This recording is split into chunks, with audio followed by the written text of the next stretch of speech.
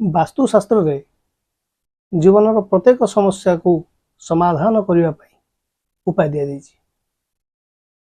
आपण घर तैयारी कला बेले बा घर किनिबा बेले मुख्यतः ये जो वास्तुर प्रति विशेष ध्यान दे था। जदि कौन भूल हो कि कौन त्रुटि हो भूल त्रुटि जो बहुत सारा घर समस्या मान लगी रही है तेबे घर नकारात्मक शक्ति हटाइबा पाई उचित पदक्षेप नवा उचित नहले आपण बहुत सारा समस्या रे सम्मुखीन हो पारती। जदि जीवन में आपणकर आर्थिक समस्या चली आर्थिक समस्या आसुई थाए कि ऑफिस रु घर को आसवा पर मनोबल खराब हो जाए कि घरे सब बेले मानसिक दुश्चिंता मानसिक अशांति चिड़चिड़ा भाव ये सब प्रकार यदि कौन समस्या लगी रोता है तेबे घरे सकारात्मक शक्ति जोटा कि आमर पॉजिटिव एनर्जी सकारात्मक शक्ति अभाव कारण ये सब घटी थाए। अनेक थर आपण माने लक्ष्य करते अनेक थर आर्थिक प्रतिबंधक हेतु मन खराब होता है अर्थात से घरे माँ लक्ष्मी कृपार अभाव होता है। तेज आसतु जाना घर मुख्य द्वार सहित वास्तु प्रतिकार जहाँ फल घर सुख एवं समृद्धि बुद्धि पाई थाए। तेज आसतु देखा आपणकर मुख्य द्वार कथा घर वास्तु आपणकर घर जो वास्तु रोचे घर वास्तु संतुलित होची क्या द्वारा ना पंचतत्व पंचतत्व हेले समृद्धि आसी थाए। घर वास्तु दोष परिवर्तन करी लक्ष्मी माँ कृपा प्राप्त करा जाई थाए। तेणु आपण माने विशेष ध्यान दिंतु जोटा आमर वास्तुशास्त्र मूल होउची कौन ना पांचटी जिनिस पांचटी जिनिस कौन अग्नि पृथ्वी वायु जल एवं आकाश। वास्तुशास्त्र यही पांचटी उपादान को नहीं तैयारी होता है। आपण मैंने साधारणतः जानते ये जो पांचटी जिनिस को यह पांच महाभूत आम कही था। जदि घर वास्तुर पांचटी उपादान संतुलित रहे तेबे वास्तु पुरुष आपणकर शांति रही था। जो अंशरू आपणकर वास्तुरे कौन गड़बड़ थाए कौन असुविधा थाए सही कोण रे थिबा वास्तु देवतांकर कोप दृष्टि गृहस्थंक उपरे निश्चिंत पड़ी थाए। मनीष शरीर में मेरुदंड जो भली गुरुत्वपूर्ण अंग आम शरीर में मेरुदंड हूँ गुरुत्वपूर्ण अंग से घर मेरुदंड किए ना घर मेरुदंड होता है मुख्य द्वार। तेणु घर तैयारी समय सर्वप्रथमे आपने लक्ष्य देवे मुख्य द्वार के पट को रहा साधारणतः विचार पट कौ दिग को रहा विचार करूँ। तेणु सठिक भाव में वास्तु प्रतिकार करी संतुलित पंचतत्व जोटा मुझे कहली पंचतत्व सहित घरे रहिले घर सुख समृद्धि एवं शांति आसी थाए। कौन असुविधा मान आपन को देखे दे न था सब सुविधा होता है जोटा पंचतत्व आम कंट्रोल रखिपर। घर मुख्य द्वार करंतु मुझा कुछ उपाय मन रखु जे आपन जदि मुख्य द्वार रे सर्वदा एक चारिपाखिया कबाट फ्रेम जो आप चारिपाखिया कबाट फ्रेम रहा आवश्यक अर्थात कबाट गोटे न होइकी जदि दुईटी कबाट होता है बहुत लाभ। यह सहित मुख्य द्वार कबाट घर भीतर पट को खोलिबा जमती रखी भीतर पट को खोलिबा आवश्यक। यह घर चौबंध कहुए घर जो चौबंध कहे यह नकारात्मक शक्ति को घरे प्रवेश कर रोक लगे दी थाए। कौन नकारात्मक शक्ति आप घर को प्रवेश कर बाधा सृष्टि करें दुई पाखिया कबाट।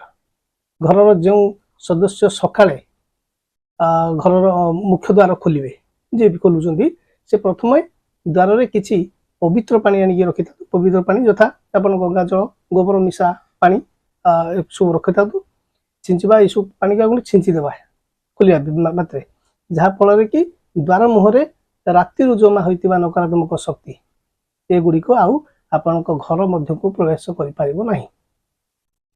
साधारणतः घरे देखिले गृहिणी माने प्रथमे सकाळे घर को भल भाव सफा करने उचित।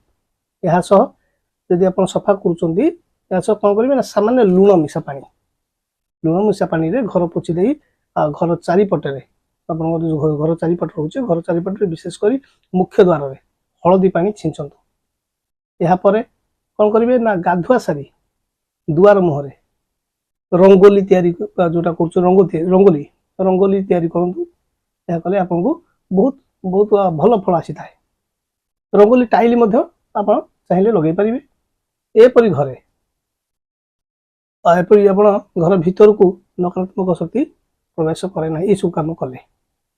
ଆଚ୍ଛା, ଯଦି ମୁଖ୍ୟ ଦ୍ୱାର ଉପରେ କେଶରୀ ରଙ୍ଗ ଯୋଉଟାକି ଆପଣଙ୍କର ସିନ୍ଦୁରରେ 9 ଇଞ୍ଚ ସାଇଜର ଏକ ସ୍ୱସ୍ତିକ ଆପଣ ତାକୁ ତିଆରି କରନ୍ତୁ। ଅତି ଶୁଭଙ୍କର ହୋଇଥାଏ। ଏହି କାରଣରୁ ଆପଣଙ୍କର ଯେଉଁ ସ୍ୱସ୍ତିକ ରହୁଛି ସର୍ବଶୁଭର କାରଣ। ଆଉ ବହୁତ ସୁନ୍ଦର ଦିଶିଥାଏ ବି ଘରକୁ। ଘର ବାହାରକୁ ଗଲାବେଳେ ବା ଘର ଭିତରକୁ ଆପଣ ଯେତେବେଳେ ଆପଣ ପ୍ରବେଶ କରୁଛନ୍ତି ସେ ସମୟରେ ସିନ୍ଦୁର ଉପରେ ଆଖି ଆପଣଙ୍କର ପଡ଼ିଯାଇଥାଏ। ପଡ଼ିଲେ ଅତ୍ୟନ୍ତ ଶୁଭ ହେଇଥାଏ। ମୁଖ୍ୟ ଦ୍ୱାର ଆପଣଙ୍କ ଯେଉଁ ମୁଖ୍ୟ ଦ୍ୱାର ଉପରେ ଆପଣ ଚାହିଁଲେ ଆମ୍ବ ପତ୍ରର ତୋରଣ ମଧ୍ୟ ଟଙ୍ଗେଇଲେ ଅତି ଶୁଭ ହେଇଥାଏ। କାରଣ ଶୁଭ କଳସରେ ପ୍ରଥମେ ଆମେ ଯେତେବେଳେ ପୂଜା ବିଧି କରିଥାଉ ଯେତେବେଳେ ଶୁଭ କଳସରେ ଆମେ ଆମ୍ବ ଡାଳ ଦେଇଦେଉ। ପ୍ରତି ଗୁରୁବାର ଦିନ ମନେ ରଖନ୍ତୁ, ପ୍ରତି ଗୁରୁବାର ଦିନ ଘରର ଦ୍ୱାର ମୁହଁରେ ତଳେ ହଳଦୀରେ ସ୍ୱସ୍ତିକ ଚିହ୍ନ ଆଙ୍କନ୍ତୁ। ପ୍ରତିଦିନ ଏଟା ହେଇପାରିଲେ ମଧ୍ୟ ଅତି ବହୁତ ବଢ଼ିଆ, କିନ୍ତୁ ଆପଣ ଗୁରୁବାର କରନ୍ତୁ, ବହୁତ ଭଲ ଆସିବ। ସ୍ୱସ୍ତିକ ଚିହ୍ନ ଦ୍ୱାରା ଦ୍ୱାର ମୁହଁରେ ଗୋଟିଏ କଡ଼କୁ କରିବେ, ଯେପରି କେହି ତାକୁ ନ ମାଡ଼ିବେ, ଏପରି ଗୋଟେ ସାଇଡ଼ରେ କରିବେ। ସେଇଭଳି ଅଗାଧୁଆ ଯେତେବେଳେ ଆପଣ ଶୌଚ ନ ହୋଇଛନ୍ତି ସେ ସମୟରେ ରୋଷେଇ ଘର ମଧ୍ୟକୁ ପ୍ରବେଶ କରନ୍ତୁ ନାହିଁ।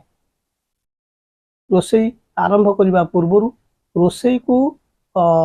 ରୋଷେଇକୁ ରାତିରୁ ଉତ୍ତମ ଯୋଉଟା ଭଲ ରୂପରେ ସଫା କରିକି ଆପଣ ରଖନ୍ତୁ। ଆପଣଙ୍କ ସେ ରୋଷେଇ ଘରକୁ ସବୁବେଳେ ରାତିରେ ଶୋଇଲା ପୂର୍ବରୁ ସଫା କରି ରଖନ୍ତୁ। ରୋଷେଇ ସମୟରେ ଭଗବାନଙ୍କ ମନ୍ତ୍ର ଜପ କରିବା ବା ମା ଅନ୍ନପୂର୍ଣ୍ଣାଙ୍କୁ ଧ୍ୟାନ କରିବା କରି ଖାଦ୍ୟ ପ୍ରସ୍ତୁତ କରନ୍ତୁ। ଏବଂ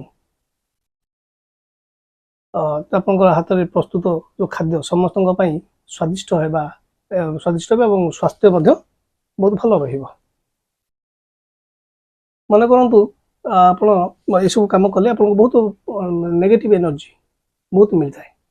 ଆଉ ଗୋଟେ କଥା ଧ୍ୟାନ ଦେବେ, ଆପଣ ଯେତେବେଳେ ରାତିରେ ରୁଟି କରୁଛନ୍ତି ଖାଦ୍ୟ ପାଇଁ, ରାତିରେ ରୁଟି ତିଆରି ସମୟରେ ପ୍ରଥମ ରୁଟି ମନେ କରିଥିବେ, ପ୍ରଥମ ରୁଟି ଗାଈ ଓ ଶେଷ ରୁଟି କୁକୁର ଏବଂ ପକ୍ଷୀମାନଙ୍କ ପାଇଁ ବାହାର କରିକି ଆପଣ ଅଲଗା ଜାଗାରେ ରଖନ୍ତୁ।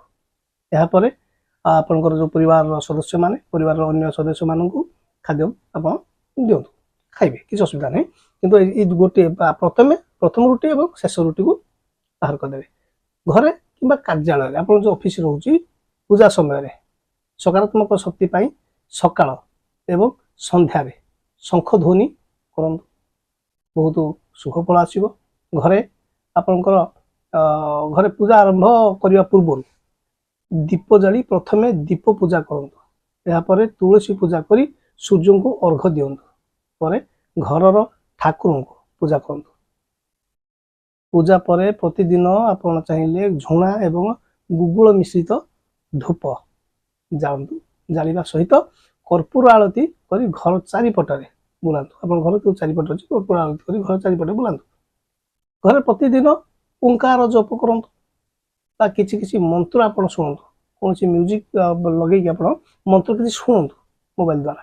ଏହା କଲେ ଆପଣଙ୍କ ଘରର ନକାରାତ୍ମକ ଶକ୍ତି ବହୁତ ସାରା ହଟି ଯାଇଥାଏ, ଯେଉଁଟାକି ଆପଣଙ୍କୁ ସକାରାତ୍ମକ ଶକ୍ତି, ଯେଉଁଟା ପଜିଟିଭ ଏନର୍ଜି ଆପଣଙ୍କ ଘରକୁ ପ୍ରବେଶ କରିଥାଏ। ଏପରି କଲେ ଆପଣଙ୍କର ଏମିତି ବହୁତ ସାରା ଅଛି ଟିପ୍ସ, ଯେଉଁଟାକି ଆପଣଙ୍କର ବାସ୍ତୁକୁ ନେଇ ବହୁତ ସାରା ଜିନିଷ ଅଛି। ଯଦି ଆପଣଙ୍କର ମୋ କଥା କିଛି ବୁଝିବାକୁ ଯଦି ଚାହୁଁଛନ୍ତି, ଅନ୍ୟ ଅଧିକା କିଛି ବୁଝିବାକୁ ଚାହୁଁଛନ୍ତି, ତଳେ ଦିଆଯାଇଥିବା ସ୍କ୍ରିନରେ ମୋ ନମ୍ବର ଅଛି, ସିଧାସଳଖ ମୋ ସହିତ କଥା ହେଇପାରିବେ। ଧନ୍ୟବାଦ।